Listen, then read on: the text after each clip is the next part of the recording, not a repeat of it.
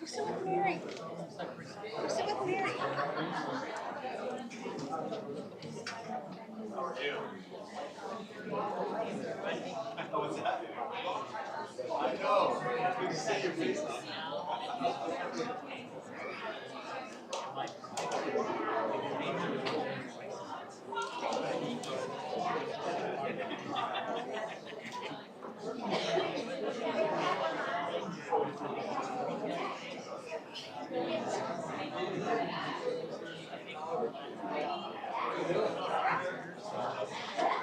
So I just told him that you're gonna, once Sabrina's done talking, you're gonna pop this slide up, and that's how we know to come up. I don't think things introducing them. So you pop this slide and your brain will start coming up. If he doesn't, I'll signal it. When she says like she's finished. I'm going to call the February 17th meeting of the West Des Moines City Council to order and invite you all to stand and join us for the Pledge of Allegiance. To the flag of the United States of America and to the republic for which it stands, one nation, under God, indivisible, with liberty and justice for all. All right, please sign in.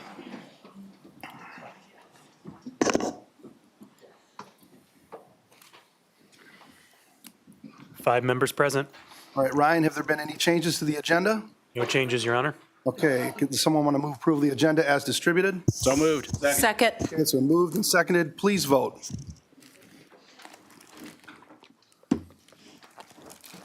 Five yes. Okay, item 2, Citizens Forum. This is a time for anyone to address the council if they have an item that is not either part of public hearings or new business. So if you have an issue you'd like to address the council on that is not either part of public hearings or new business, this is your time. I just ask that you come up to the podium here, you give us your name and address for the record, you keep it to 5 minutes or under, and you keep it civil and respectful. Is there anybody here in the chamber that would like to address the council on Citizens Forum? And then I will go online after that. Okay, going once, going twice. Sold. All right, is there anybody online that would like to address the council on Citizens Forum? Please hit *6 to unmute yourself, *6, not #6, not #6, but *6. Is there anybody online that would like to address the council on Citizens Forum? Okay, hearing no one, we're going to move on to item 3, Mayor, Council, Manager Report, Other Entities Update, and we're going to start with item 3A, which is an update from the Youth Justice Initiative. So if we've got Ashley here to present. Okay, come on up. Give us your name and address for the record. Hi, I'm Ashley Swinton, a YGI's program manager. My address? Yes, please. Or if you want to give the address of YJI. 250 Mill Civic Parkway, Okay. West Des Moines, Iowa. Perfect. All right, go ahead, Ashley. You've got the floor. Thank you so much for having us tonight. We're so glad that YGI can be here to warm your hearts on the coldest day of the year. I'm starting us off this evening just to articulate the increased need that we're showing in our community for prevention and long-term wraparound supports before some personal stories are shared this evening. We're beginning our 7th year in our neighborhood initiative this summer at a Section 8 housing complex here in West Des Moines. We're providing mediation services to help decrease conflict resolution on the property, engaging parents in a monthly meeting to help them build skills and build connections with each other, which they asked for during a door knocking needs assessment we did several years ago. They said they wanted to get to know each other better, so we've been facilitating conversations to have that happen on property. 3 times a week we're there in the summer for programming. We're there twice a week in the evenings in the summer, and we also partner with the West Des Moines Library in the summer to make sure the kids are being respectful and learning about the services that are in the community. We're also at Chapel Ridge doing transportation. We do community service events. We have academic enrichment, and we give rides around the city to help the students learn what's outside their 4 walls of their own apartments. And we have a Monday program there that you're going to watch a video of the kids speaking about how it's changed their lives. And that's weekly during the school year. And those students, when they're old enough, will actually feed off into our study table program that we are in our 13th year. So students right now in 5th through 12th grade can come twice a week and get a full meal and also get academic support. So those numbers are growing in our community as well. So the students will be able to be at Chapel Ridge on Monday and then start coming twice a week when they get old enough. And then here's some photos of them at their Monday program of all the activities we've done over the summer. So the police department is actively engaged over at Chapel Ridge with us, and the tenants and the department both say that the relationships has gotten easier because we're spending such intentional time with the families and with the department. And so the kids prepared a video for you. So I'm going to turn it over to them, and then I'm turning it off to our MC tonight, which is Banksy. So just one moment.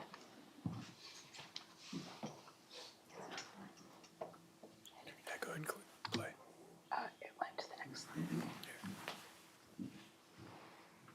Maybe the mouse. Sorry, thank you.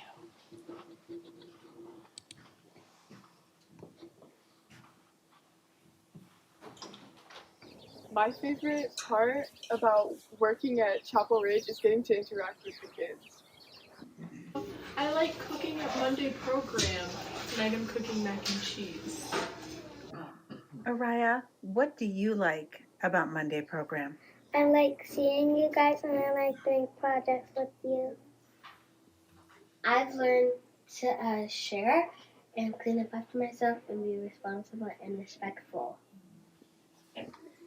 Tiaja, what's something that you've learned being at Monday program? That everything is not perfect and I learned about the bamboo today. I go to summer camp at Monday program, and the one thing I like about it because it's fun and you get to hang out with new people every day. Hey, Sophia, what do you like about Monday program? I like to eat food and do crafts. What I like about Monday program is how excited the kids are to learn.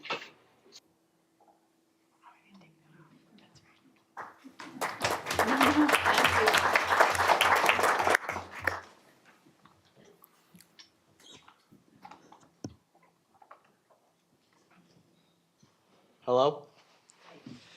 My name is Banksy, as my kind friend Ash has educated you all on. I'm here to present YJI. We offer things such as pre-court diversion, which is extremely important because people my age and minors that are under 18 are very impressionable. Most of the time, whenever they offend or break the law, there is something going on behind the scenes that makes them feel the need to, for example, just do graffiti or something like that. What we do is we target the root cause of it and we help uproot it from whatever it is, from wherever it is. And we truly want to help these kids and we help stop these small problems before they become much more permanent. We also offer restorative justice circles if they are in the program, which is very nice because it helps kids realize the things they have done and it helps them talk to people that could function as guardians, and it can help give them advice where it is needed. It can truly help them feel like they have a web of connections and support, which can help them improve. And I mean, we truly just care about the kids. I would like to move on to our academic support, where we just, again, we care about the kids. We just want them to succeed and flourish academically, in their community, and in many other fields. We offer a 6-week family class where we help kids, maybe they don't have a very good family, and maybe that is why they felt the need to have an outburst. Maybe, for example, they got in a fight and now they're in YJI. It could have been because they had a bad influence at home, such as maybe they had a bad relationship, maybe there are bad relationships within their home. This 6-week family class can truly help their family function better if that is the case. We offer community services, which can help people, which is for example, restitution. It makes them clean the parks, volunteer. For example, when I was in YJI, I volunteered at Clive Community Closet. It helped me get more informed with my community, and it taught me it helped me reconnect with the community. It truly helped me feel less alienated. We offer harm reduction and drug education to both youth and parents, and it helps teach people the danger of drugs, and it helps teach them to stay away from them, long story short, in layman's terms. We offer career readiness with YJI's Tech Connect. It can be many people's first job experience. I know it was mine. It's at the West Des Moines Public Library. We go to the AARP, and in March we're going to the Polk County Senior Center and retirement communities. We also offer jobs at study tables and apprenticeship and trades. Here are some pictures of YJI getting more involved in the communities via Tech Teen. Now I'd like to move on to the benefits of Teen Tech Connect. It helps people get more valuable work skills such as teamwork, teaching others, time management, patience, and problem solving. It also addresses loneliness in the community and empowers youth and elders in digital literacy, which is extremely important nowadays in the age of the internet. Now I'd like to let Graham take over from here.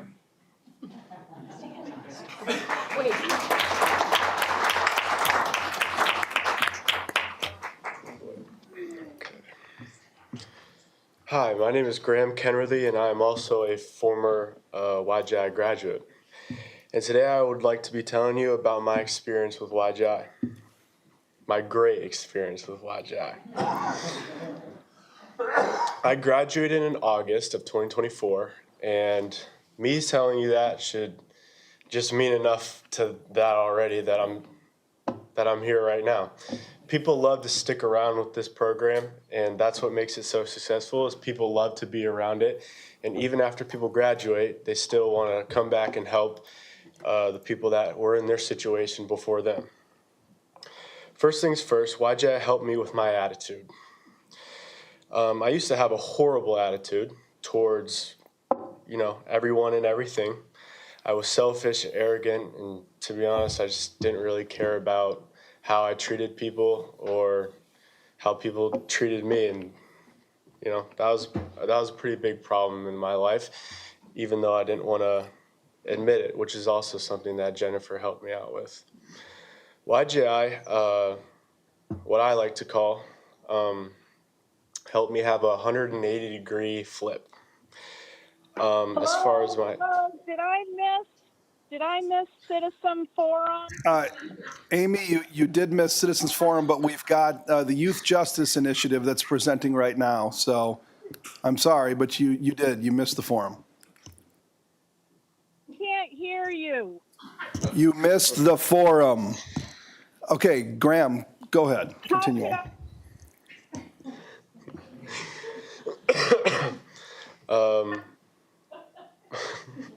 Sorry.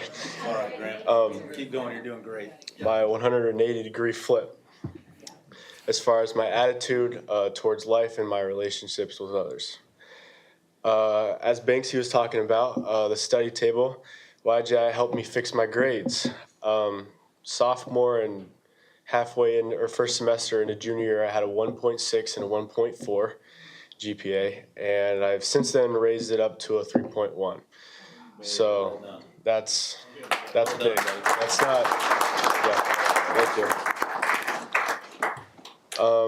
Also, plus that, Jennifer and Chris, her son Chris, inspired me to join the Valley Internship Program, where I'm now a welder at John Deere, and I have big plans on finishing that, as well as aspirations of going to a 4-year college after finishing my apprenticeship. I still keep in touch with the people in my circle, like Jennifer, Chris, and Steve.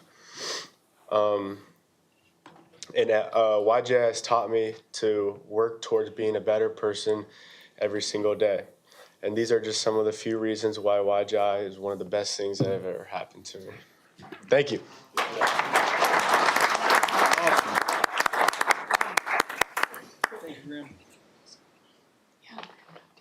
Hi, my name is Mara Kenworthy, and I'm the mother of Graham.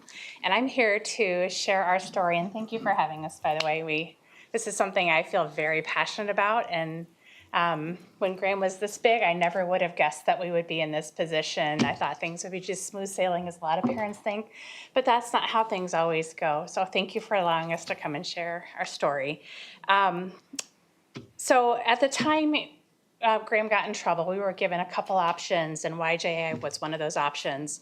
And the staff at YJI was very good about being honest. And they also, and realistic about what would go into the program. It wasn't an easy road. We knew that.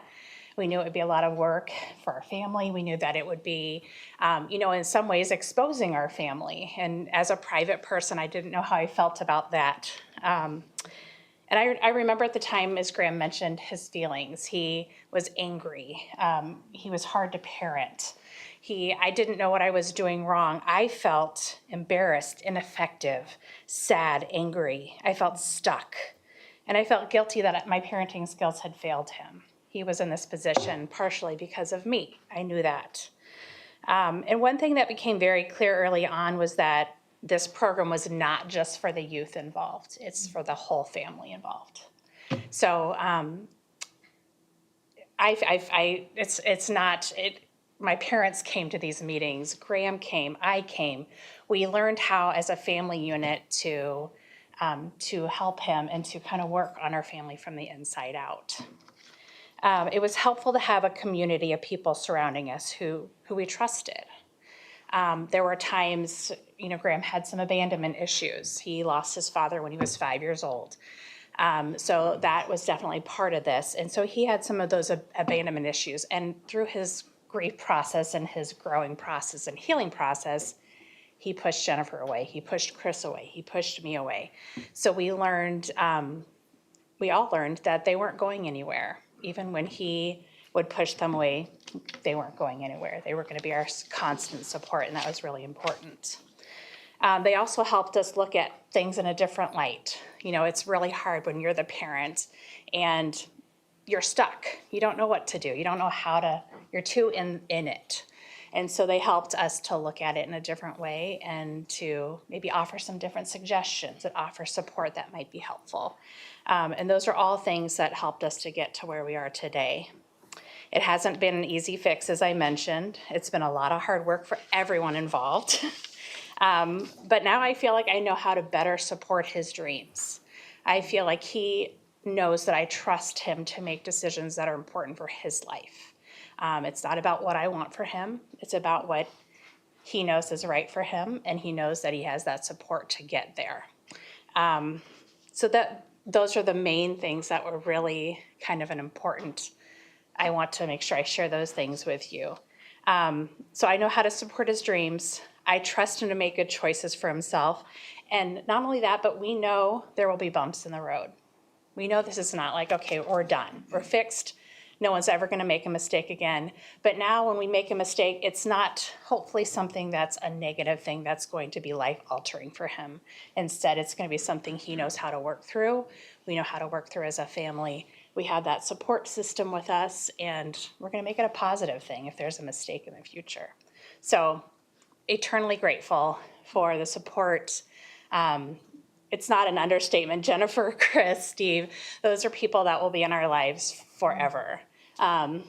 Weddings, graduations, they'll be there because they were such an important piece of our life. And I have a relationship with my son back that I was afraid I had lost. So it's an amazing thing. Thank you for supporting it. Thank you so much. Thank you, Mary.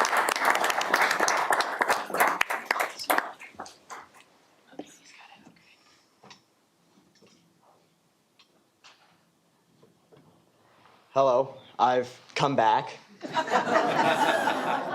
I have come back for a different reason. I came here to give my personal experience with YJI. In layman's terms, it was probably the best thing to ever happen to me.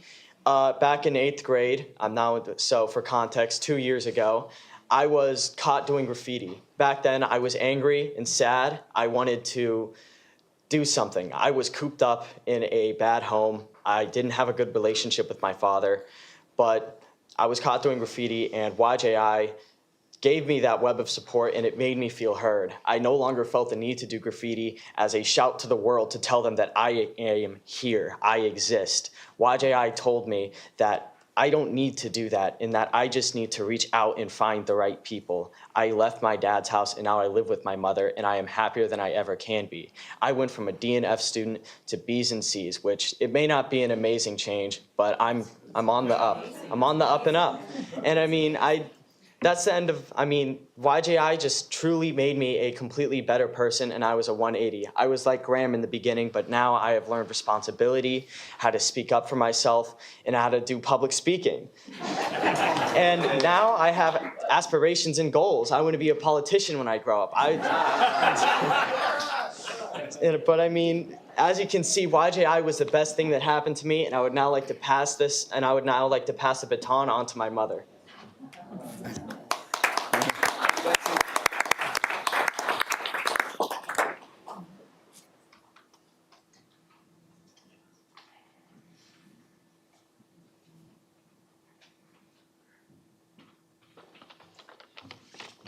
Thank you for letting me speak before you today. Well, that's quite a tough act to follow, but I'll do my best. Unlike Graham's mom, I named my son Banksy, so I knew that someday I'd probably be standing before a group of people giving a speech about that. So today I'd like to share with you a little bit about mistakes. You make your mistakes. Your mistakes never make you. We all make mistakes, big ones, small ones we wish we could erase. But mistakes aren't failures. They're lessons in disguise. They teach us resilience, wisdom, and the courage to try again. Yet what makes the biggest difference is not just learning from our missteps, but having the people around us to encourage us to grow from them. This is exactly what the Youth Justice Initiative program has shown my son Banksy. The YJI program has shown him that a combination of family, friends, counselors, and your community play a crucial role in lifting us up when we stumble. They remind us that we are more than our worst moments. Their support gives us the strength to reflect, improve, and move forward with confidence. Thank you.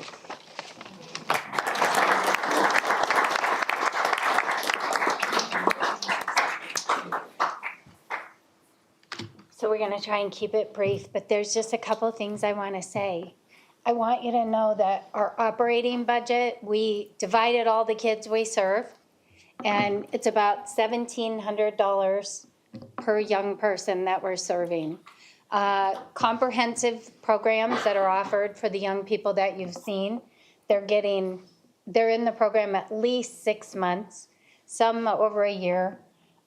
So they're receiving much more than $1,700 worth of services. Young people that count are kids that come to study table. So the kids that come to study table generally attend about 50 sessions a year out of the 60, and they're served a full hot meal, and they're given 2 hours of space to do your homework, connect with your peers, and have a great meal, and have a safe place in our community where you feel like you belong. And that's really what I want you to know is I want you to think about the last time someone made you feel really special. And I know when mine was, because I just got Citizen of the Year when someone nominated me. Thank you very much.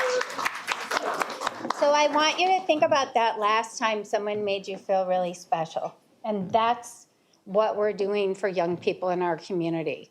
So when you're thinking about our budget and when you're thinking about your spending, I want you to think about what's it worth to be made to feel special. Because young people in the community are the most important asset we have. And we have to start stepping up and paying closer attention and really just investing in their futures. Because that's what we're talking about, their futures. And these kids are going to stay in the area, and they're going to be really bright stars. And I'm counting on all of you to nominate Banksy for the Leadership Academy, too. But I just want to say thank you for your continued support and the beautiful new space at the police department. It's made our work so much more fun, and it's invigorated our intention, and we're just looking to be together for the long haul. And we're going to be here. We're going to be doing the boots on the ground work. And I challenge you to find any program that can do as much with your dollars as we can, because we're doing a ton with those dollars. So thank you very much for listening today, and thanks for giving our young people the props they deserve, because the change is amazing. So thank you.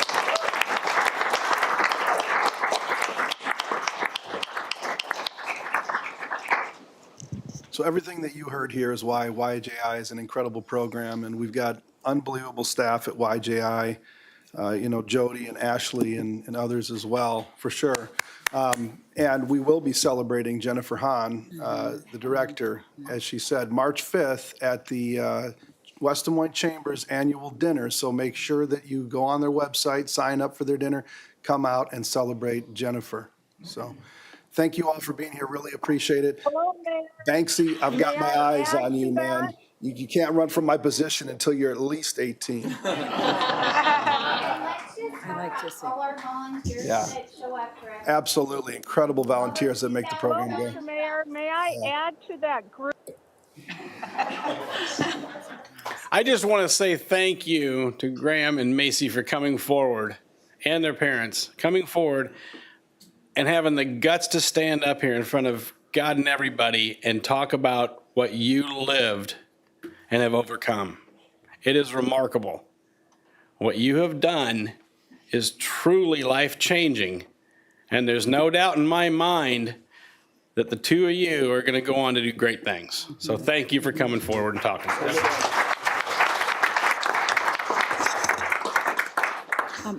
Thank you. Well said.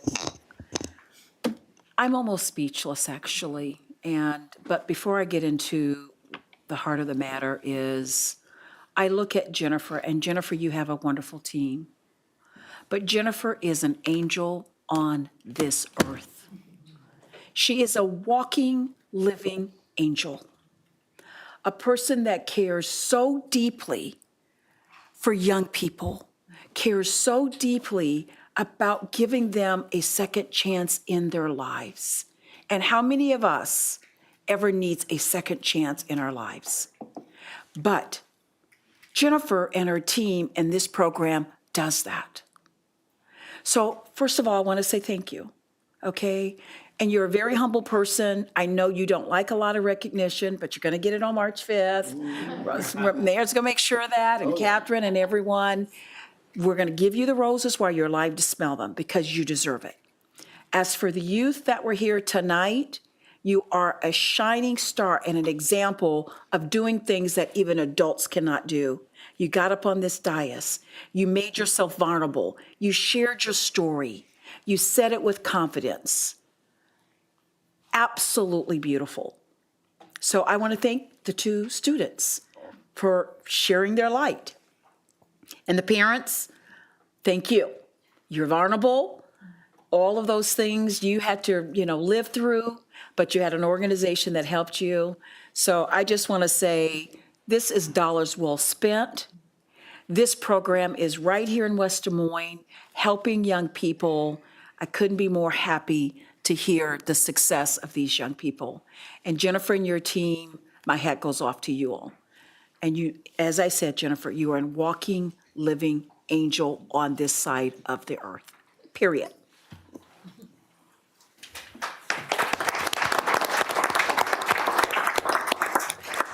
All right. Thank you, YJI. You guys don't have to feel like you have to stay for the rest of the meeting. If you want to go, you got other things that you got to attend to, that's fine. Nothing is Go ahead exciting, and- though. Yeah, absolutely. We won't be offended. We will not be offended if you get up to leave. We'll be jealous because you get to have dinner. Thank you, guys. Thank you so much. Okay, we're going to move on with item 3B, and we're going to bring our very own Jana Rieker up to give us a presentation on West Des Moines communications projects. Yeah, awesome. Tough act to follow. Awesome. Yeah, Take care, guys. Yeah, if you just want to Use the arrow keys Okay. and space bar. Or Thank you. Yes. Oh, she is. She does not like this record. No, she does not. Hi, I'm Jana Reeker. My office is on Westtown Parkway and 46th Street. Newly branded company called Marketing Department 360. Okay. Our team, I know, I'm sorry, it's called the Marketing Department 360, MD 360 for short. I was trying to be respectful and keep the meeting moving, but this will be better. Okay, good. So I'm here tonight to just share a quick update. First of all, thank you for the opportunity to be here. Although it's me sharing communications update, I'm proud to represent the departments that I support. Tom and Jamie, thanks for the opportunity to be here this evening and share a little bit about the communications efforts within the city. As you may recall, I was here about a year ago to roll out our brand guide, right? The young people that were here tonight did a really nice job of storytelling, and so that's what my firm kind of focuses on, is telling stories and sharing stories specific to the audiences that need to hear them. The thing that makes, arrow, down? Arrow key should go right arrow. Mouse? It wasn't clicked on it. Now it should. I guess scroll down. Scroll down. Will do. Okay. So, a year ago when I was here, I had the opportunity to talk a little bit about what makes our communications within the city unique. And we are a decentralized communication. That means the leaders that you see in the back of the room here for the different departments, their role, in addition to doing their job, is also communicating as experts within their department and within their team to tell our story, to reach the audiences that need to hear the messages that they're telling. That's good and bad, right? It's good because they're experts in their fields, and we're not necessarily always experts in sharing the story. Long story short, we found inconsistencies. So I had the opportunity to work with the team in creating a brand guide, or bringing all the brand standards together, so we're all singing from the same book, if you will. It's been great to be able to do that, but there's still a lot of work to do. So my update today is really just some of the projects that we've worked on to implement the brand guide, to implement how to share stories, instead of just doing the basics. What's that one other expectation that we can bring to make the story better? I'll also share a little bit about some of the areas that we focus. Some areas of communication needed a little more help than others. So we dug in and did work. And then what does that look like? One of the things I committed to you last year was to measure performance and talk about what an incredible job not only the team does in doing their work, but understanding who their audience is, avoiding risk when possible, and then really making some incredible strides in reaching people in the way that they need to be reached, meaning effectively. And then, of course, our look forward. So communication support. First line is literally word for word in what my team has committed to do, direct from the contract. It's provide important, enhanced internal and external communication services. It's kind of a way of just saying, who are we trying to reach? And are we doing a good job of doing it, right? It's a little bit nitty gritty because our overall brand as a city, we've got an incredible reputation. You do incredible work. We've got great leaders, and we have great team and staff that come to work every day committed to doing a good job for this community. Where we found gaps were because each department was communicating in their own way.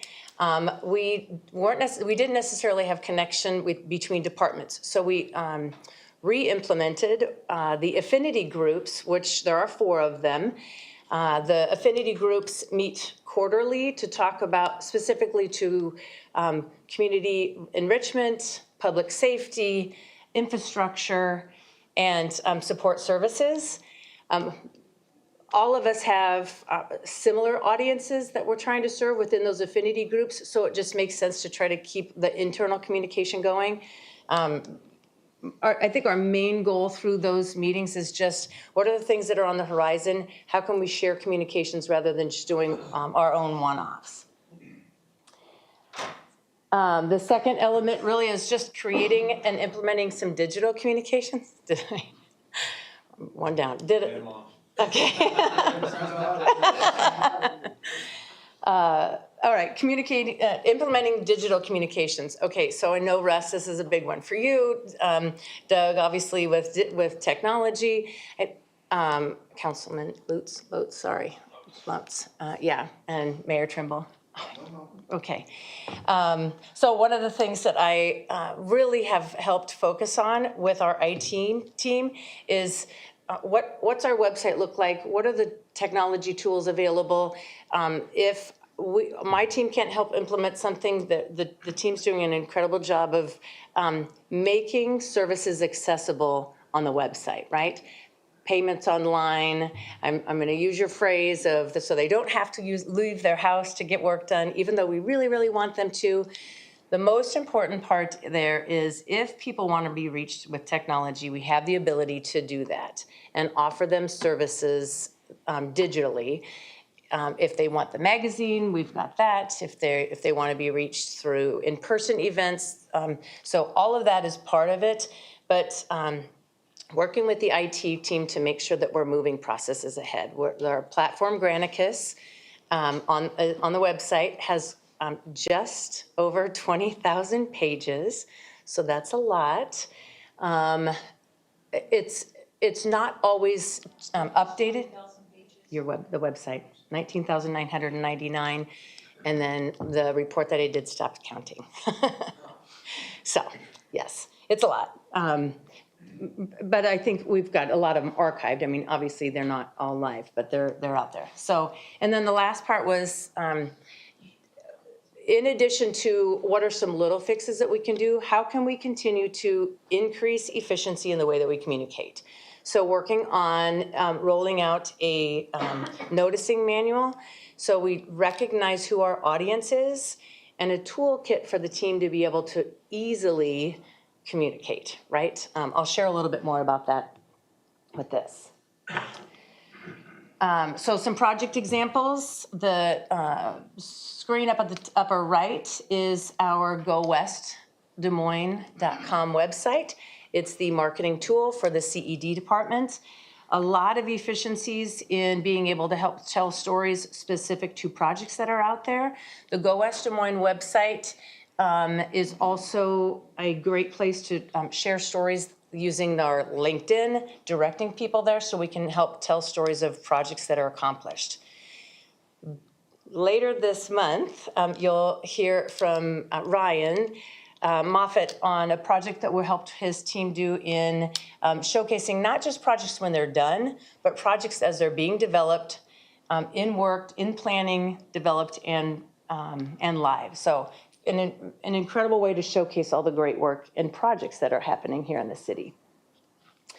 Our residents and business, one of the things that I will give a shout out to our police department in the Valley Junction area, the amount of calls that we were getting for people parking in the wrong area was up, and instead of giving them tickets and making them, charging them for tickets, we decided to go more proactive and send a postcard to the people who may or may not have been parking or aware of what the parking rules were, and try to do a little more of an educational approach to reduce the tickets rather than just have a harsh punishment. So who did those tickets or those postcards go to? Was it the property owners or the people that were registered owners of the cars?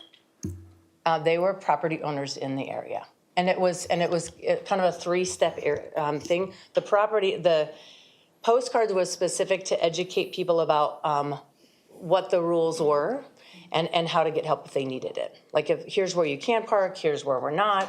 It was to the entire area. that's good. I may have a follow-up question from you on that. And then the last thing I want to just touch on real quick about making digital platforms accessible is the Citizens Access Portal. It's a city access portal. It's for people to be able to track projects online. I think you may have heard about that already. And then our, Audrey is not with us this evening, but the Community of Care program that we've launched collectively, mainly just for a way to bring residents and businesses together. It is a fundraiser for the city, but I also think that it's an incredible way to share support and share success and show up for each other. How is it a fundraiser where revenue comes from buying? Yep, the revenue comes from the yard signs. It's also for taking donations during our race to 72,000. So they have, there's over a dozen community or companies right now that have already signed up for race to 72,000. Yeah. Okay, so areas of focus, just real brief on our supporting the, there's three areas of focus within the communications program, and it's supporting the city's brand, reaching our target audience, and enhanced communications. I think in general, like I mentioned, it isn't just a one and done. It really is an ongoing effort to make sure that projects that are being implemented, we're going about it and first identifying who the audience is, and then making sure that we're effective in reaching that particular group.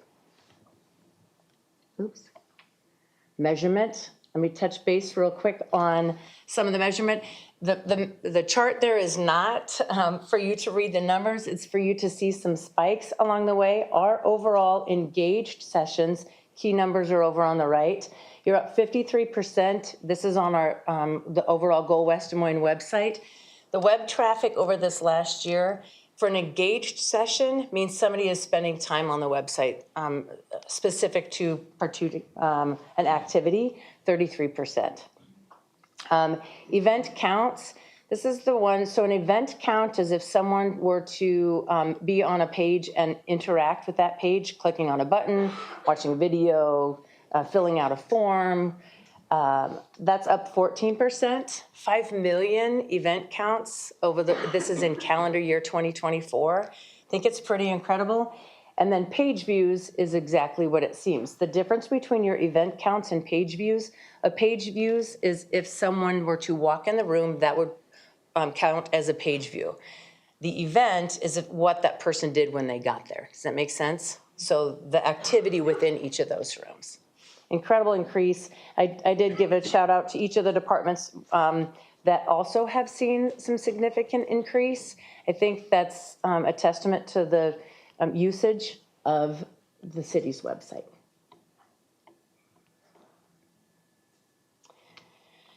Although the city's website is just one platform, so I also want to make sure to just touch base on some other incredible increases. As I mentioned, the 51% increase in page views on the main website. The other targeted websites are your Go West Des Moines and the Recplex with some incredible features to date on both of those sites. We have 475 videos on YouTube. I think our most active group is our engineering team, showcasing with drone footage, et cetera, trying to make sure that we're capturing and sharing those projects, and thousands of social followers. Shout out to Parks and Rec, who is very, very active. Over 10,000 people follow the Parks and Rec department on social media. And then, of course, our in-person events, which we're well known for and appreciated here in the city. So, Catherine, I stole a graphic from your team here. Yeah, the most diverse, #1 best city, #1 location, #3 best city to retire. So incredible stats. Who's our brand?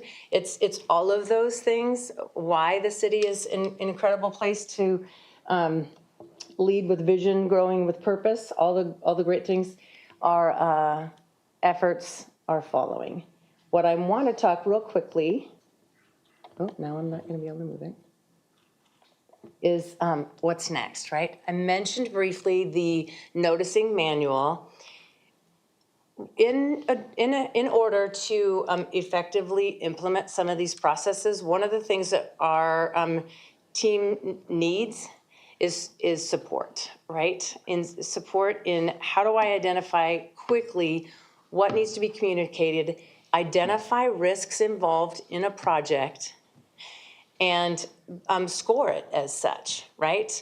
So the noticing manual is going to provide a scoring rubric for communications opportunities to be as effective and efficient as possible, avoiding risks where we can, planning for them when we know they're going to be happening, and really give them the tools to be able to effectively implement communication, whether it's social, whether it's an in-person meeting, or all of the above, based on some hopefully useful tools within this noticing manual and toolkit.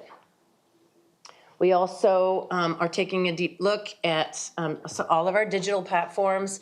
I'm working with the IT department on how to use Google Analytics to measure the projects, the pages, activities. There's an incredible wealth of information that can help us continue to effectively communicate within that site. And like I said, it's a big one, so I want to make sure that we're using the website efficiently. And then just for this group to know, my contract of 2 years will be coming up for renewal in April. And I'm hoping to give the team all the tools they need. But if not, I would appreciate support in continuing after April. All right, thank you, Jana. Any questions for Jana? All right, thank you for everything. Oh, Councilwoman Hartman. Yep, go ahead. Thank you so much, Jenna. Jen and I go way back, so I know from prior life. How do you work with Lucinda? Because she's also our communications person. So how is what she does differently than what you do? I'm just trying to understand. Great question. I appreciate that, and I really should have included in there, and then shout out to Tom's office for all of that. Think of it as supplemental communication. Okay. It's where the needs are that isn't, important standard communications, right?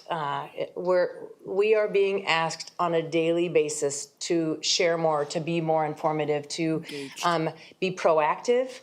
There's your standard and all the things that need to get met, and then there is avoiding risk, planning, identifying obstacles, and maybe trying to help avoid those. So there's the planfulness of it, but there's also what do our residents want and deserve and require, and that's taking a look at how specific can we get about projects and support them proactively. Okay. Right. Okay. Thank you. All right, Councilman Hudson, then we're going to move on. Sure. Jana, thank you so much for your presentation. I really look forward to hearing more about how we're going to leverage kind of our new mid-21st century communications technology to kind of spread the word about West Des Moines, not just to those folks outside of West Des Moines who want to invest within West Des Moines, but also the folks who live here. I think about our students, and I think how, we have wonderful folks at YJI, we have wonderful students throughout our community. We want them to come back here, but we want them to make a difference right now. We want them to be aware of what's going on right now. And I think if we can get everybody on the same page communications-wise, I think that would be really, really helpful. I do want to give a shout out to Tom Haddon, because it was a couple years ago when we shared with you that we really, really wanted to kind of coordinate our communications a little bit better. So what did you do? You reached out to Jan and her team, and that was a big difference to getting us where we are right now. We still have ways to go. That's not criticism of where we are right now. I'm very happy where we are, but just want to give you a shout out. So thank you for your leadership in that regard. Yeah, absolutely. Echo those remarks. So thank you so much, Jan. Appreciate it. Yeah, thank you. Okay, we're going to move on to council manager reports. Starting down to my left here, Councilman Lotz. Nothing tonight, Your Honor. Okay, Councilman Trevilian. Nothing, Your Honor. All right, Councilwoman Hardman. Yeah, just a couple of things. Attended the Human Rights Commission meeting, and they are planning their retreat sometime in April to really kind of focus on the priorities for the upcoming year. I want to thank Councilman Hudson for attending the meeting. As we all know, youth are near and dear to him, and so we are trying to explore how to get youth more engaged in the work of that they do. So I appreciate you just coming to listen and offering some commentary. And of course, we always are highlighting the Community Cares Program. I want to thank the West Des Moines Chamber for putting on another wonderful event where they had their annual Inspire event. We had some wonderful speakers. I think it was really well attended. I think it was full house, right, Catherine? And so I'm just really, really pleased with the caliber of the speakers that came. I'm trying to look at my flyer here. But we had Mike McCoy and Deidre DeJure and Richard Hurd and Christina Moffitt, the wife of our economic development officer. And so it was just really, really good and well attended. So thank you so much, Catherine. And then I'd just like to, just on a social note, give a shout out again to Councilman Hudson, who does such a wonderful job with our youth.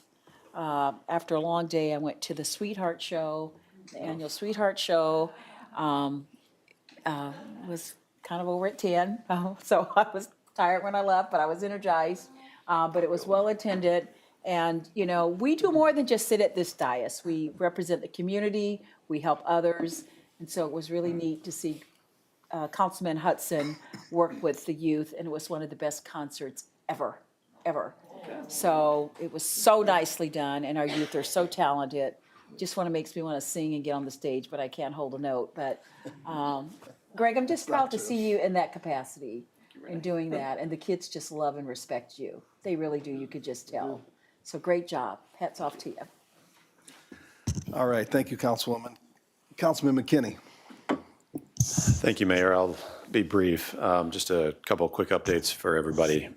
First, well, on the topic of Councilman Hudson, I'll say also thanks to the work that you're doing with the city-school relationship, subcommittee or committee work that's happening. I know we had a meeting in the last couple weeks and trying to find ways to drive further efficiencies. So thank you for doing that, Tom. Thank you for organizing it. I think that first meeting we had a lot of opportunities maybe to find some synergies between the two organizations.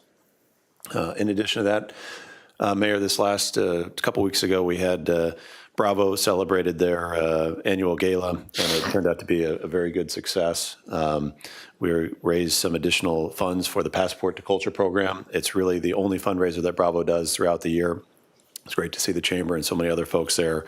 And so just proud of the work that Bravo is doing in the community and trying to help other communities really appreciate the value that Bravo brings relative to efficiencies across the region and making sure that no organization receives a shortfall, there's no windfalls, and there's no organization that's left behind. So some really great work that they're doing there, and it was a great event. And then last, Icon Water Trails, we just had a board meeting as well. And we're going to be making some more progress on the water trails that are happening, down there at the convergence of, which is why we call it Icon, the convergence of the Des Moines River and the Raccoon River. I think some of the dam there at Scott Street is actually, we're going to be putting in this new apparatus to help raise and lower the water. So for several years now, you've seen a lot of activity and you've heard about a lot of activity, but you haven't seen a lot of activity. And now a lot of that is going to start happening. We saw it at the end of last year. You're going to see a tremendous amount of work this year in the water throughout 2025, and just keep rowing ahead. So that's all I've got for you, Mayor. Thank you. Thank you, Councilman. And I do want to take this time. I was at Bravo, and we've got an excellent chair of Bravo in Councilman McKinney here, and he was up on the stage presenting and did a great job representing all of us in West Des Moines. So congratulations on an incredible night that raised a lot of money for arts and culture in the area. So you made us proud, my friend. You made us proud. Councilman Hudson. Yeah, I agree with the mayor. Thank you for chairing Bravo. And thank you for your words. Councilwoman Hartman, thank you for your words too. You know, it kind of struck me as we were seeing the students and you mentioned what you mentioned what you mentioned as well about Bravo and everybody in the area working together. When I think about the folks like Ash and Jen and everybody, the volunteers at YJI, none of it has to happen.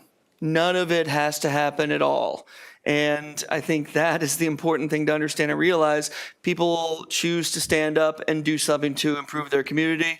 And I love seeing them present because I just go back home and like, none of it ever has to happen. No one ever has to do anything. No one has to volunteer thousands of their hours like they do with our youth at YJI and so many other capacities. So I'm grateful for a community where people do care. So I wanted to say that. The last thing I wanted to do, in honor of music, we actually assembled a 10-piece a cappella choir. Tom Haddon, our city manager, is going to start and lead in a second, right? Is that correct? Yeah, I'm on. Or did I just make that up? He's the bass. He's the bass. Got a good baritone voice. No. You may regret it, but I'm going to. Oh, I think it could be big fun. But no, Mr. Mayor, that concludes my report. Thank you, Councilman. Go ahead, I Councilwoman. just want to say, I never had heard a song called Snackies. And you Oh, did yeah. this song about Snackies. He loves snacks. Oh, at the Sweetheart Show, if you are at intermission, you purchase snacks, but that's not exciting, so you call them snackies. That's all. So And you have do to a sing song about Oh yeah, I snackies. sing about snackies, absolutely. So thank you for coming, by the way, Renee. Yeah. All right, City Manager Haddon. Greg forgets, well, everybody's getting mentioned, and I got to mention Greg also. He is the chair of the CVB, Convention and Visitors Bureau, so we got the double header there. Oh, vice chair, you're moving into chair? I don't know if they let me. Oh, okay. Well, we got some great leadership on the council here. Appreciate that. No other report. Thank you. All right, thank you, Tom. Okay, moving on to item 4, consent agenda. We're going to pull items 4C9, 4C14, and 4T, as in Tom. Are there any other items that any council person would like to have pulled and voted on separately? Otherwise, I would Or take a motion. M2. 4N. M as in Mike. M2, 4M2. Okay, anything else? All right, somebody want to move the remainder? No move for the remainder. Second. Okay, it's a moved and seconded. Please vote.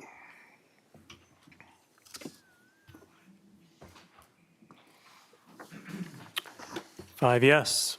Okay, 4C9, Come and Go LC, doing business as Come and Go, number 66, 5308 University Avenue, Class E, retail alcohol license. We've got a renewal. Does somebody want to move Motion to approval? approve. Okay, it's been moved. Is there a second? Second. All right, so moved and second. Is there any discussion? Okay, hearing none, please vote. 4 yes, 1 abstention due to potential conflict of interest. Okay, item 4C14, West Grand Golf, Inc., doing business as West Grand Golf, 6450 Raccoon River Drive, special Class C retail alcohol license with outdoor service. It's also a renewal. Motion to Somebody want- approve. Okay, it's been moved. Is there a Second. second? Moved and second. Any discussion? Goodness. Okay, hearing none, please vote. 4 yes, 1 abstention due to potential conflict of interest. Okay, item 4M2. It's approval of 2080 agreement, Greater Des Moines Convention and Visitors Bureau. Councilman Hudson. I'll make a motion to approve. Second. Okay, it's been moved and seconded. Is there any discussion? Yeah, this is a pretty simple resolution, but the Greater Des Moines CVB, that is Catch Des Moines, we are really excited to welcome Norwalk into this organization. This is an organization that utilizes hotel motel tax dollars to bring in further like events. Like if you loved March Madness coming to Des Moines a couple of years ago, you have Catch Des Moines to thank. If you love the fact that the National Speech and Debate Tournament comes to Iowa both last summer and this coming summer and fills every single hotel room in the metropolitan area. The closest you can get is Ames. If you like that happening, then you have Catch Des Moines to thank. And yeah, I'm honored to serve as vice chair at this point, but I just want to say give a big welcome to the city of Norwalk for joining this with all the stuff that's going on down there. I think they will be a great asset to the CVB as we continue to, again, work together to make our region awesome, continually awesome. Okay, thank you for that. Any other discussion? Okay, please vote. 5 yes. Okay, we finally now get to item 4T, the item that many people have been waiting for, including my friend Phil, who's going to be in trouble with his wife for being here so long tonight. It is a proclamation for the West Des Moines Day of Kindness. Does somebody want to move approval? Move approval. Okay, is there a second? Second. It's moved and seconded, and I will read. Whereas it is the mission of the city to serve people honestly and effectively and through a variety of services strive to provide the quality of life desired by the community. And whereas it is the mission of the Chamber to champion all things West Des Moines by strengthening our area companies, providing personalized resources, and attracting a top workforce to position West Des Moines as the best suburban city in America. And whereas it is the vision of the West Des Moines Leadership Academy to positively influence the future of West Des Moines and the greater Des Moines community through strategic leadership development and workforce retention. And whereas the West Des Moines Leadership Academy would like to champion this Day of Kindness for years to come, and whereas putting smiles on faces of those who live, work, and play in West Des Moines should be something we all strive for, and whereas studies show that kindness benefits not only the receiver, but also the giver, whether these are companies or people. Companies that value kindness have lower turnover on their teams, lower recruitment costs, and higher productivity. And whereas a random act of kindness is giving your best self to others without requests or promise of return on investment, it's simply doing something nice for someone else without them asking and without you doing it for anything in return. And whereas the city of West Des Moines recognizes the benefits of having a kind and caring community, now therefore I, Russ Trimble, Mayor of the city of West Des Moines, Iowa, do hereby proclaim February 28th, 2025 as West Des Moines Day of Kindness in the city of West Des Moines, and urge all citizens to celebrate West Des Moines Day of Kindness and support efforts to promote a spirit of kindness this day and every day. Okay, is there any discussion on the dais before we vote? And then we're going to have the West Des Moines Chamber of Commerce members and Leadership Academy alumni, and also our current class come down and take a picture in front of the dais. Any other discussion? I do want to say that we really do need more kindness out there in the world today. And this is an awesome proclamation. I look forward to doing it every single year. And I hope that everybody will take this and do a random act of kindness on February 28th. It is just going to be an awesome day that we can all celebrate. So thank you to the West Des Moines Chamber and the Leadership Academy for putting this forward. I really look forward to February 28th. Russ, Okay. one thing I want to add go to ahead, that Tim. is not only should you do a random act of kindness on February 28th, you should do a random act of kindness every single day. Absolutely, absolutely. Amen to that. Okay, with that, please vote.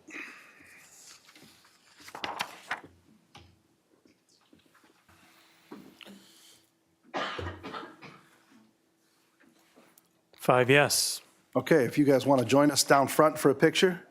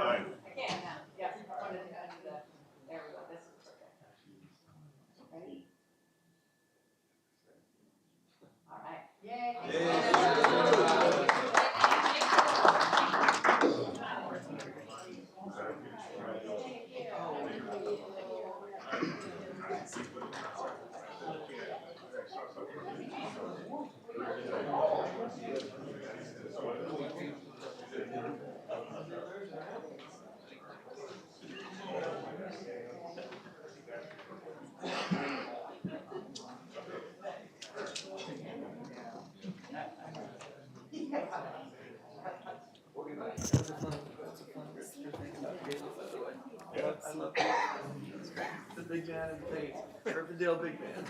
That was so fun. I assume you. Oh, we'll make it. This will go a lot faster.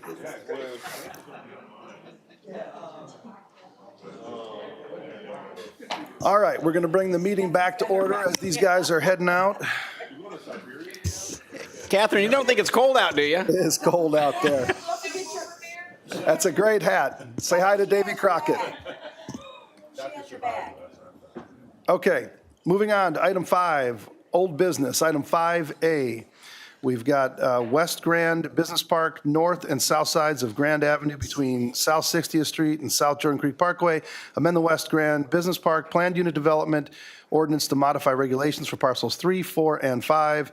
WDM Entertainment LLC. We've got an ordinance amendment to the planned unit development for approval. The second reading, there are no outstanding issues, and there are no changes from the previous reading, which was adopted unanimously by the council at the last meeting with McKinney abstaining. Move consideration of the second reading.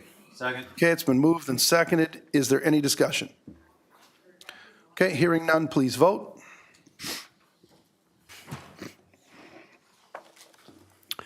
4 yes, 1 abstention due to potential conflict of interest. An ordinance amending the City Code of the City of West Des Moines, Iowa, 2024, and ordinance numbers 1373, 1812, 2299, 2359, 2360, 2446, 2460, and 2462 pertaining to Plan Unit Development District regulations and guidelines. Motion to approve the second reading. Second. Okay, please vote. 4 yes, 1 abstention due to potential conflict of interest. Okay, item 5B, comprehensive plan amendment, approve update to the comprehensive plan document and land use map for the developed areas of the city. This is city initiated, and it was deferred from the February 3rd meeting. We've got a resolution to amend the comprehensive plan land use map, and there are no outstanding issues. As I mentioned, this was deferred due to an interpretation between a couple councilmen that were trying to figure out the way that this was applying. But we've brought it back without having it go to development and planning because basically what's being done is they're overlaying the land use map as the land is being used today. And if we look at doing updating, when we look at putting the PUD in place, at that point in time, we could amend the comprehensive plan should we decide to do a different land use. Thank you. Okay. So with that, can I get a motion to approve the resolution? Thank you, Mayor. I move to approve. Okay. Second. It's moved and seconded. Any discussion? Okay, no discussion. Please vote. 5 yes. Okay, item 6, public hearings. Item 6A. This is the time and the place for a public hearing to consider Iowa 5 and Veterans Parkway zoning, 1566 Southeast Moffett Lake Court, amend the zoning map to establish light industrial zoning initiated by Timothy Hildreth. Ryan, would you please read the date the notice is published? January 31st, 2025, in the Des Moines Register. And have you received any written comments to this hearing? The Plan and Zoning Commission, by a vote of 6 yes with 1 absent, adopted a resolution recommending approval of the rezoning request. Okay, anybody in the audience who would like to address the council on item 6A, please come to the podium here, give us your name and address for the record, and it'll be online. Please hit *6 to unmute yourself and do the same. Okay, come on up, right up here to the podium. Give us your name and address for the record, please. Thank you. Honorable Mayor and Council, my name is Mark McMurphy. I'm with Abakai Consulting, 3000 Southeast Grimes Boulevard, Grimes, Iowa. Here on behalf of the developer Weeks Group LLC, and also have in the audience with me Keith Warner with Weeks Group, Jordan Hutchins with Weeks Group is online, and I have Dan DeCamp with my firm, who's the engineer that's working on this project. So in summary, it's almost a nearly 11-acre site, and it's currently zoned support commercial. We want to put a warehouse on part of that property, about 7.44 acres of it. It'll be a 100,000 square foot warehouse, and the other part we would develop into a couple of outlots for commercial use. They would remain support commercial. So that's it in summary. I'll be glad to answer any questions. All right, are there any questions at this point in time? Nope. All right. Thank you so much. I appreciate it. you. Okay, anybody else in the audience that would like to address the council on item 6A, please come up to the podium and give us your name and address for the record. If there is nobody else in the audience, I will go online. Is there anybody online that would like to address the council on item 6A? Please hit *6 to unmute yourself and give us your name and address for the record.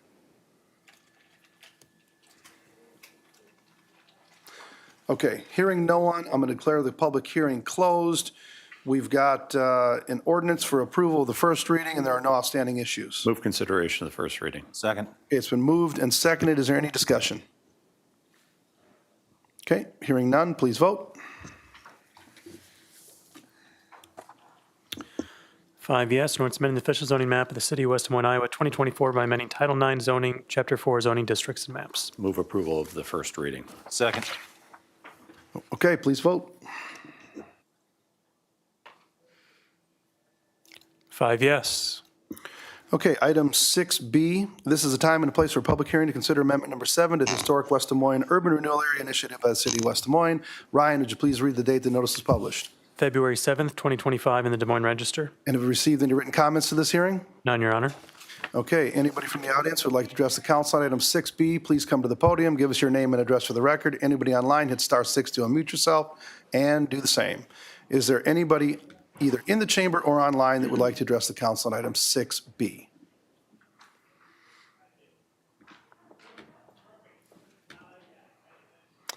Okay, I'm going to declare the public hearing closed. We've got a resolution adopting a resolution for approval of the urban renewal plan amendment, and there are no outstanding issues. This was also approved unanimously by the Finance Administration City Council Subcommittee.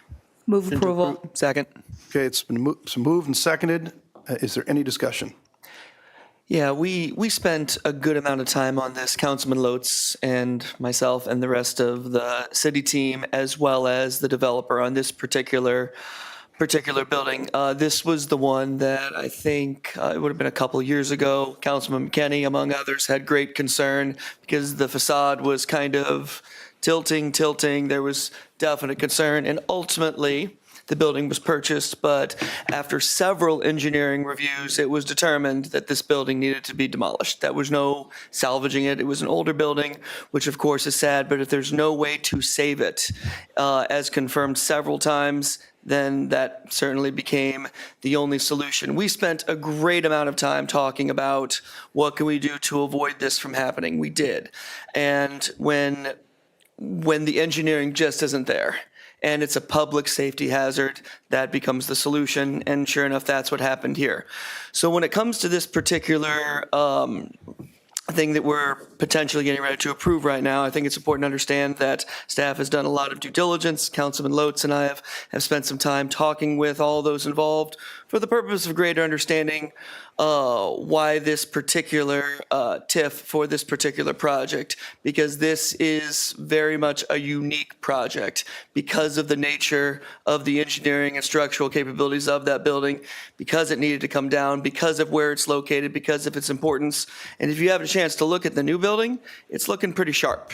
And I think it's fitting with the character of the neighborhood pretty well. This is a 2-story building in a 2-story area. This is not adding a 3rd story or anything, so I'm in support of it, and I wanted to thank Councilman Lotz because he was there working with me all the way. Councilman, did you want to add anything?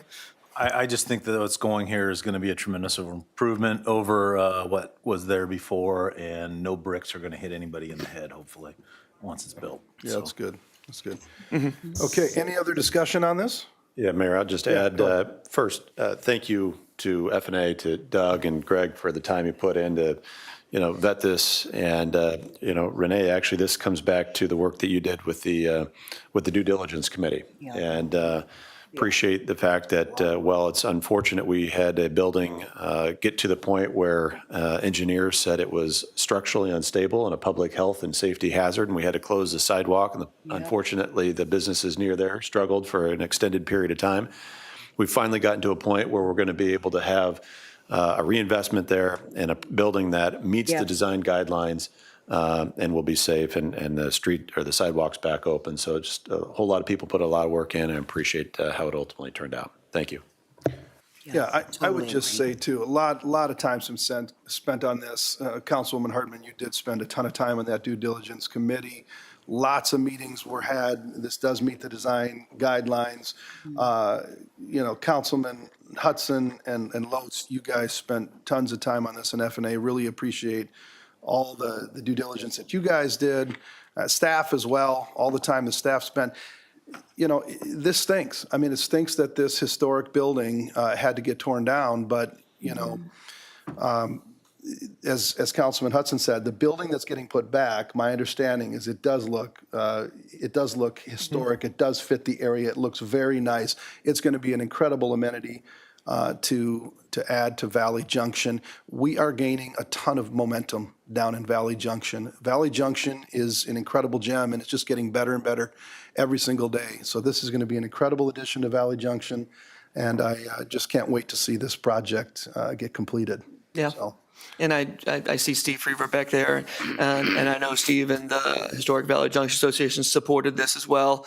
And thank you for your support on that. I know Ryan Moffett and Brad Mumford did a great job of coming back and working with the developer a lot. So you mentioned thanking staff members. So Ryan, to you and your team, and Brad, thank you so much for the work that you did. So.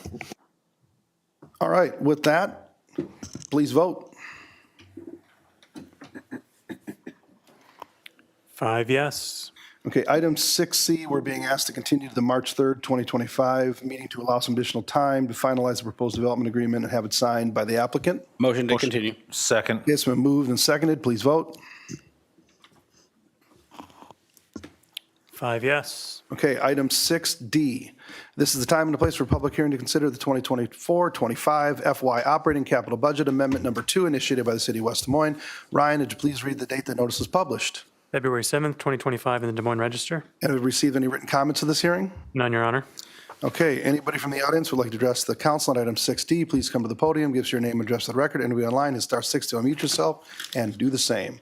Is there anybody either in the chamber or online that would like to address the council on item 6D?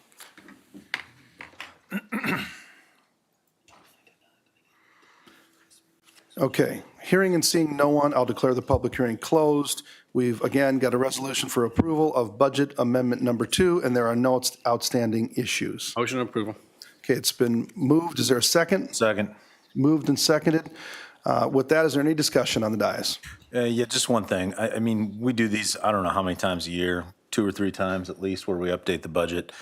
I am continuously impressed with how this city manages taxpayer funds. And it's something that, I actually feel like I know a lot about, giving my business background, and I'm always impressed with how we go about this. And so I feel confident in staff and managing the taxpayer dollars. I feel confident in the council managing these taxpayer dollars. And you can go through the details line by line, but it's just the amount of money. Like I looked at this the other day, when you look at the budget, if you look at all the assets that the city owns, it's a $1.4 billion company on a balance sheet that a private company would have. And so this council is that board of directors that manages that. And I hope our constituents feel like it's in good hands, because it is. Thank you for those comments, Councilman. Thanks for all you guys did to vet this through F&A so that we didn't have to go through every single line tonight on the dais. Okay, any other discussion on this before we vote?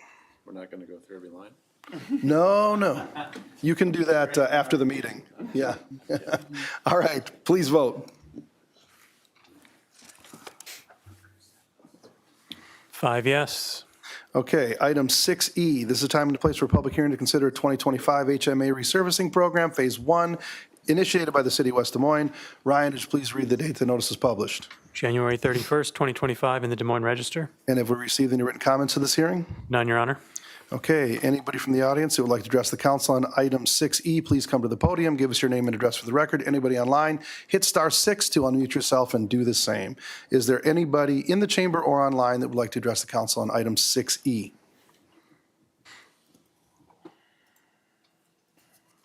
Okay, hearing and seeing no one, I will declare the public hearing closed. We've got 2 resolutions and motions we can take at the same time, and there are no outstanding issues. Motion to approve. Second. Okay, it's been moved and second. Is there any discussion? Okay, please vote. 5 yes. Okay, item 6F. This is a time and a place for a public hearing to consider a 2025 street reconstruction program initiated by the city of West Des Moines. Ryan, would you please read the date the notice was published? January 31st, 2025, in the Des Moines Register. And have we received any written comments to this hearing? None, Your Honor. Okay, anybody from the audience would like to address the council on this item, please come up to the podium, give us your name and address for the record. Anybody online, hit *6 to unmute yourself and do the same. Is there anybody in the chamber or online that would like to address the council on this item?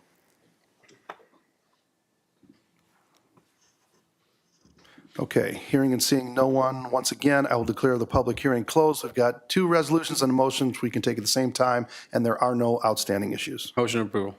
Okay, it's been moved. Is there a second? Second. It's been moved and seconded. Is there any discussion?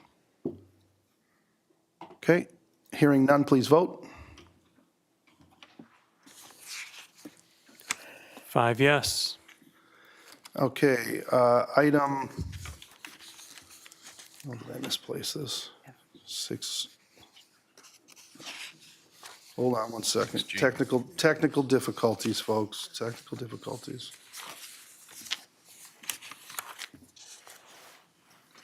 All right, sorry. Item 6G, this is a time and a place for a public hearing to consider City Hall flat roof replacement initiated by the city of West Des Moines. Ryan, did you please read the date the notice is published? January 31st, 2025, in the Des Moines Register. And have you received any written comments to this hearing? None, Your Honor. Okay, anybody in the audience would like to address the council on item 6G, please come to the podium, give us your name and address for the record. Anybody online, hit *6 to unmute yourself and do the same. Is there anybody in the chamber or online that would like to address the council on item 6G? Okay, hearing and seeing no one, I'll declare the public hearing closed. We once again have 2 resolutions and a motions we can take together, and there are no outstanding issues. Motion of approval. Okay, it's been moved and seconded. Is there any discussion? Okay, hearing none, please vote. 5 yes. Okay, item 6H. This is a time and a place for a public hearing to consider Walnut Creek Storm Sewer Pump Station Controls Replacement initiated by the city of West Des Moines. Ryan, did you please read the date the notice is published? January 31st, 2025, in the Des Moines Register. Have you received any written comments to this hearing? None, Your Honor. Okay, anybody from the audience who would like to address the council on item 6H, please come to the podium, give us your name and address for the record. Anybody online, please hit *6 to unmute yourself. Is there anybody online or in the chamber that would like to address the council on item 6H?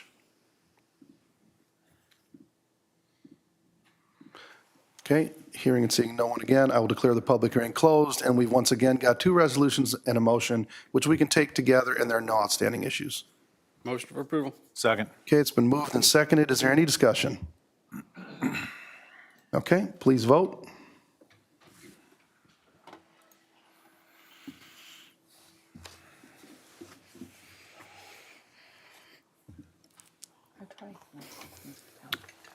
Five yes. Okay, item 7, new business. Item 7A, amendment to the city code, Title 7, Public Ways and Property, Chapter 1, Streets, Sidewalks, and Alleys, Section 6, Maintenance of Parking Terrace and Sidewalks, subsection A, to clarify the term abutting property.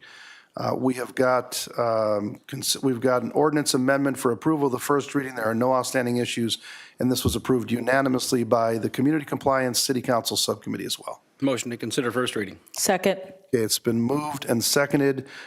Is there anyone either online or in the chamber that would like to address the council on item 7A?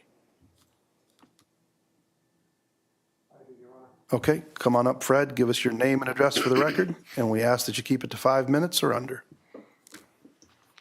Unfortunately, this may well take longer than that, and I apologize, but the city has been unwilling to come to the table to resolve this issue. I've got to let you know, Fred, you've only got 5 minutes. That's what we give everybody that comes up before the council. We give more than most cities. Most give 3. So Well, you've got 5 minutes. I'm sorry, Fred. we're going to start with the real small stuff. Okay. This is rather inartfully worded because it simply says that it's drawing a line from shortest distance from the property line to the curb, the street. Well, that is true in the example given, but it's also true in many other places. It's just not well written. More importantly, it has much more problem when you get away from a situation like that. Now, in this drawing, this is a blow up from the example that was given it's not very clear exactly where the driveways are. Let me give you a different example.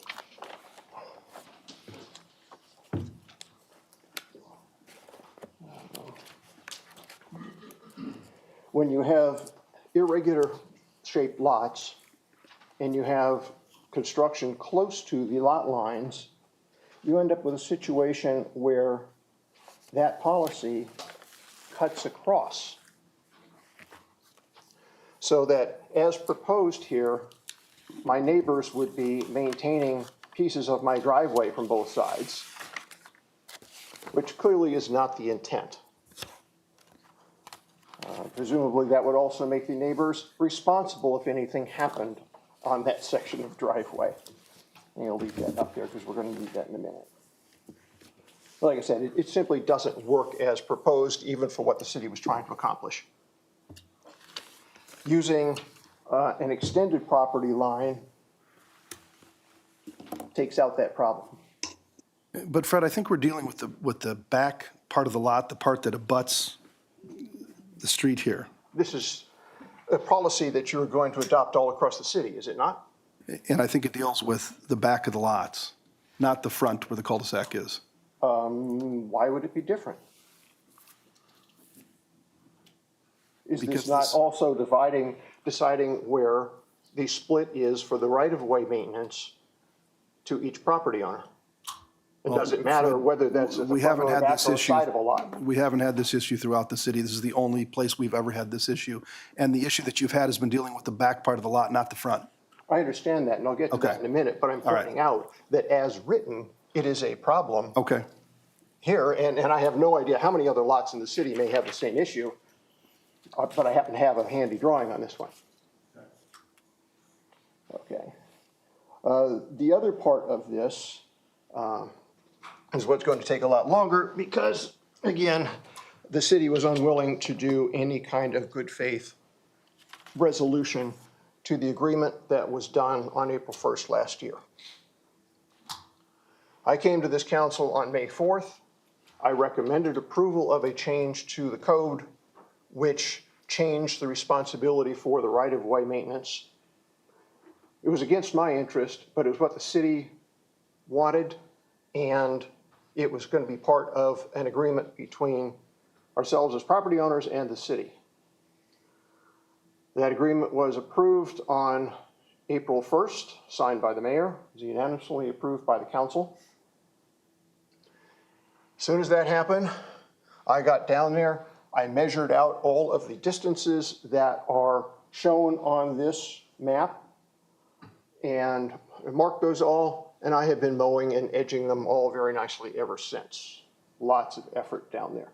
And again, to refresh the council's memory, this is at a half a mile away from my residence because there is no direct access thanks to a barrier that the city installed along here as part of the construction when Grand was widened and a curb was installed on 35th Street. I have to go out and around. It's not the only place in the city where that happens, but so far staff has not come up with a single other situation where the city installed the barrier and then wanted the homeowner to do maintenance on the other side of it. In any case, marked all of that, maintaining it all. 6 weeks after that agreement, then I get a phone call out of the blue from Joe Corey at Public Services pointing out that there's an area to the west of this that is not being mowed and that somebody needs to mow it. And what that was because the city's agreement here, and the city provided this map, the city wanted this put into the agreement. According to my lawyer, the city asked for this, the city provided the map, it went through all the approvals at Public Services, City Attorney's Office, unanimously approved by the council. We signed off on it. The only change I made in the whole agreement was to get my first name spelled right.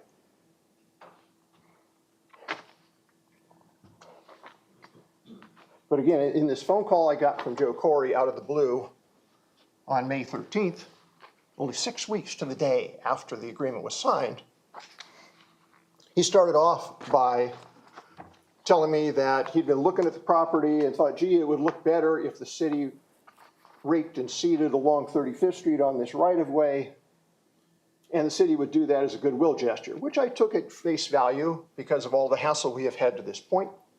Fred, you got less than a minute, 45 seconds. Yeah. In any case, I turned that down because it's impractical. There's no way that I can run a garden hose across a half a mile of city street to be able to water grass seed to put in there. If it's in there, it's a maintenance problem. I told him I was putting in something different as a ground cover. I'm not required to. I could leave that as bare dirt and concrete like the city did after the construction, because the city has never restored this area from 2016 onward. So I turned that down. I hear nothing more back from the city until a community compliance specialist accosts me on the street in front of my house, hands me an envelope which he calls a summons to appear in front of the compliance subcommittee. It turned out it was actually a citation for an additional stretch here to the west of what this says. Fred, you got to finish it up. You're out of time. I don't know what else to tell you, Mayor. I got a hold of my counsel, and we were given 3 days to do something about that, 2 of which were a holiday weekend. On the one business day available, I got a hold of my counsel. My lawyer, he talked to the deputy city attorney, and the mayor was also contacted. We agreed we would cut this down once. Well, under protest, while the city got it resolved between what they were telling me in writing, which is supposed to be in perpetuity, binding on successors and assigns on both sides, and what they were telling my neighbor, who was using a line further to the west. Verbally, they told him that. And they'd only shifted to that a couple of years earlier. All right, Fred. Thank you, Fred. So what I would ask the council to do is come back to the table. We offered in the calls to the deputy city attorney and the mayor to amend the agreement to give the city what it wanted. All I asked for was my legal expenses. And instead, we heard nothing. We got the coercion about the citation. We then, 8 days after that citation. Fred, you got to wrap it up. This is a fairness thing. I'm not going to let somebody else drone on this long. I'm sorry. But again, I just want the Gotta wrap council it to up, Fred. understand that we have tried to make the effort on multiple occasions to offer this, to amend the agreement to what the city wanted. And the city instead came back, added multiple poison pills that they already knew were not going to be acceptable because the city had heard it Okay. in the Joe Corey Fred, phone call. I'm sorry. You got to be done. Okay. Is there anybody else in the audience who would like to address the council on this or online? Okay. Hearing no one, discussion on the dais. Yeah, thank you, Councilman Mayor. McKinney. Fred, I appreciate you coming and explaining your situation. I don't know what to say at this point. And what I mean by that is, honestly, as I hear you describe this, and I know, obviously, we've talked in the past, we haven't talked recently, and I know we've talked in the past about the prior ordinance changes that were up, and then I know we had the agreement, all this stuff. It almost reminds me, frankly, of a law school kind of case where it's a small little area here, but it continues to create issues, and you've got to work our way through it. And so, as I guess hear you now today, it sounds, if I'm hearing you correctly, like you're focusing more on the agreement than the ordinance. And what we have before us here today is an ordinance. And so what I'm trying to process is there really any need to do the ordinance if everybody up here, if we all, I believe that the reason we're doing this ordinance is to address your circumstance. And if you're telling us you don't have a problem with the ordinance, you have a problem with the agreement that nobody is, or, that there is a disagreement about the agreement and whether people are complying with what's required as part of this agreement that was approved April 1st of last year. And so what I'm getting at is this a problem with the agreement? Is this a problem with the ordinance? Where does the problem lie? Because I'm not interested in just passing an ordinance to pass an ordinance. If we all think we don't need to do it anyway, we're going to do it for this particular circumstance. and it's addressed through a contract that nobody really is following. So I'm a little lost. Yeah, I guess I would just ask our city attorney, Greta Truman, or if Jessica, I don't know if Jessica's online, I know she's been dealing more with this issue, to kind of explain, I mean, what Fred is talking about here is that, you know, the way that we're measuring this is not, it's not accurate, it doesn't work. He was talking about the front of the lot, the cul-de-sac in the front, but I think what we were dealing with was in the back of the lot. But what he's saying is what we've drafted in this ordinance does not address the issue or is confusing and still doesn't clear up the problem. To me, I'm looking at this and I'm saying, you go to where the lot line is and then you draw a line perpendicular from there to the street that you abut. And then that's the property that you have to maintain. So I'm looking at this saying this does clear that up, because I think there has been some question that Fred has had as to, well, you know, based on my measurement, it's here or here. And so this clarifies that and cleans it up. Now, what we can do here is we could approve this tonight, and we always have the next meeting and one more to reconsider the vote that we took on this item. But this has been going on. Your Honor. This back and forth debate has been going on for, I don't even know how long, a year, two? At least. Councilman Trevelyan and I have been working with Fred and staff for 2 years to get this resolved. I think, as Councilman McKinney pointed out, that the matter at hand is really the contract that's the problem. There was maybe a discrepancy on the contract and the drawing that the constituent then pointed out and said he didn't have to abide by it at community compliance. So we decided, after this dragging on, and I don't want to speak for Councilman Trevelyan, I'll let him speak, but my impression of this is, and my recollection of this is we decided to do this ordinance because there was no other way to resolve it with the constituent. And that only way that we could handle this was to make a citywide deal. We tried to handle it individually. It didn't work. So And maybe out of a little bit that's of my frustration, understanding. this is the That's path my to understanding of this as Yeah. well. And it seems to me like it addresses it. Councilman Loach is 100% correct on this. And Mayor, you did point out that I don't know how many residences and properties we have in the city of West Des Moines, but 72,000 people, okay? This is the only time this has come up. So we thought we had it fixed before. It wasn't. So that was the reason for coming back with this ordinance amendment, was to fix it. And I think that's what we're doing here. Okay, thank you, Councilman Loatz and Trevelyan. Thank you for your time working on this to come up with this solution with our legal counsel. And as I said, we can put this to a vote tonight. We can see where the vote goes. If it doesn't pass, we can take another motion. We can defer this. If it does pass and there continue to be issues, we can do a motion to reconsider at not only the next meeting, but the one after that. But I would suggest that we vote on this tonight. Councilman Hudson. Sure. Fred, I do want to ask you, you brought up your ruler with the red line on it. So this seems pretty clear. For the purposes of subsection, abutting property shall be determined following a perpendicular line to the property line from the closest point. So I'm looking at the A, B, C, D, and I'm looking at, this is just the example, and I'm looking at this line. It hits that lot maintenance area, and then the line is drawn perpendicular from there.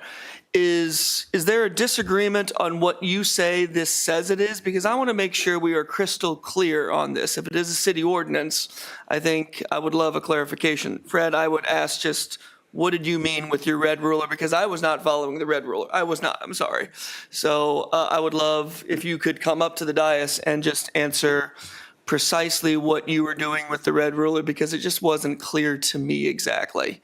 And do you disagree with, you said something earlier about how the wording of this is, I can't remember the word you used, but you described it negatively.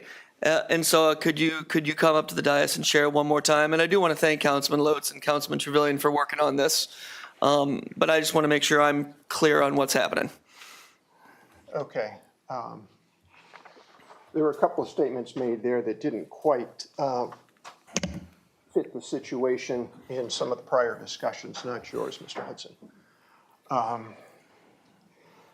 The lines on here, as shown in the example, work fine with the text that is proposed.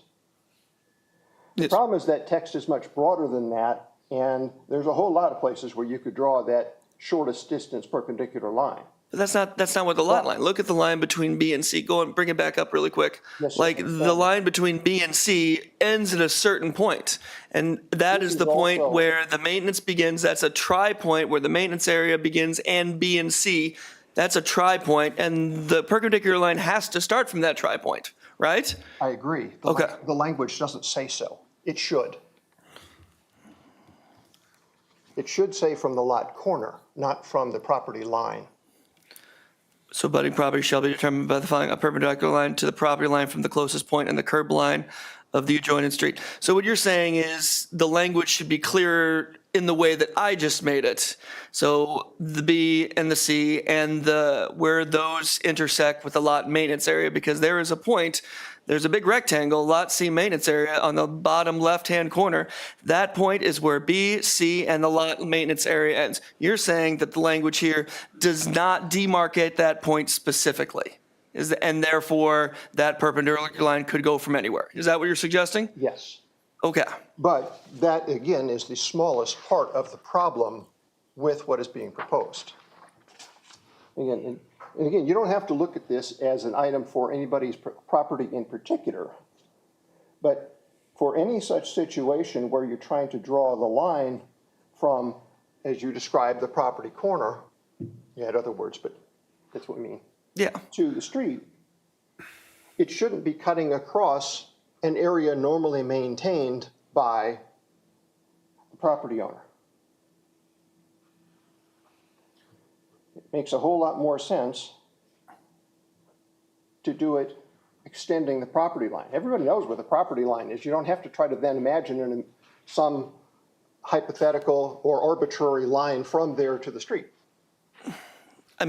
So to ask a further question on this, so my impression from the language here, and I don't mean to belabor the point, I really don't, but I really want to make sure I understand fully. From the back, like everything is based on the back side of the lot. Right now, your red line is up in the cul-de-sac. And I don't know why it's up in the cul-de-sac right now. Because it shows the problem with the language. Again, the language here applies to a city right-of-way, no matter whether it's on the side of a lot, the back of a lot, the front of a lot. But it says it shall be the property of the abutting property owner to maintain all property outside the lot. That would indicate the back side of the lot. I guess the outside of the lot could be the front side too, I suppose. After you guys are done, we're going to go to Greta to give us her input on this, and then we're going to make a vote. Are you saying the language should be really the back side of the lot to be appropriate here? No. Because it doesn't matter what side of the lot we're talking about. You know, the phraseology that is in the code today applies just as much to the front or side of a lot as it is to the back. That the property owner, abutting property owner is the term, is responsible for that right of way. Greta, can we have you chime in, please? Yes. Sure. Let's go to Greta to give us the legal interpretation from somebody that is actually a lawyer here. Sure. Go ahead. So I think we have two issues here. I'll go first to your wanting clarification on the language to indicate that it comes from the corner of the lot. And you are correct that that language is not articulated in that section. However, the diagram is provided also to instruct where that would be. So the ordinance could be modified to specify that it should be at the corner, and that can be done between now and then, now in the next reading, if that's how council would like that to be directed. And I think that would perhaps be more accurate and satisfy Mr. Bell. With the second issue that's regarding the area where it could cross driveways, I'm not sure that it does. If it did, that would technically be correct. I'm not sure that that's a perpendicular angle. I don't know. But that could be problematic. However, I don't see that anybody raising that as an issue other than Mr. Bell here. Okay, As a practical well, I matter. think we have an answer there. We've got a motion and a second here. Greta, you think it could be further clarified? We don't have to do that tonight on the first reading. So let's vote on the first reading, and then I would ask that you work with Mr. Bell to further clarify the language to make it absolutely crystal clear at the next reading. Absolutely. And the other thing I would like to add, I did speak to Jessica briefly about this earlier, and she indicated that this is, and perhaps Mr. Rank can speak to it, this is the policy that the city has had for quite some time. It's just now being articulated fully within the ordinance. So we're not changing the way we've done it. No, It's we're just clarifying. Clarifying. Greta, if you could email me as well, just because when we talk, Mr. Bell, what you're describing is the cul-de-sac area, putting the red line up there. That's fine, because we're talking about we're talking about the phrase outside the lot, outside of the property lines, which applies to the front and the back.